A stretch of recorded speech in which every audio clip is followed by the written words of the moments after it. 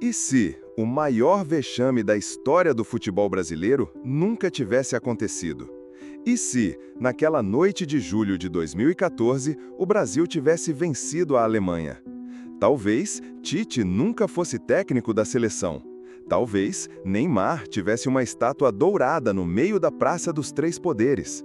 Ou talvez a gente só tivesse adiado o desastre.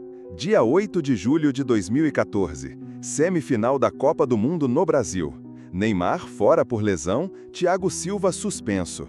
Mas nessa realidade alternativa, o improvável acontece. O Brasil segura a pressão. Fred acerta um chute, sim, Fred, e faz 1-0. O time se fecha, joga feio, mas joga junto, e no final, classificação nos pênaltis. O país explode de alegria. Fogos, buzinaços, memes do Chupa Alemanha. Final no Maracanã. Brasil e Argentina. Messi contra a nação. E adivinha? Davi Luiz vira herói, marcando de cabeça 2-1. O Brasil levanta o Hexa em casa. Felipão sai nos braços do povo. A CBF estampa camisetas. 7-1, nunca nem vi. Mas aí, algo curioso acontece. Com a vitória, o time se acomoda, a geração é endeusada. Fred continua no ataque até 2018. Oscar vira o novo Zico e some na China.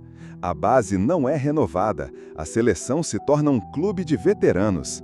Sem o trauma do 7-1, não há autocrítica. A CBF segue sem reformular nada. O futebol brasileiro estagna e, em 2018, cai fora nas oitavas. Para quem? Islândia, com direito a gol de lateral. Enquanto isso, na realidade real, a do 7-1, o Brasil sangrou, mas aprendeu.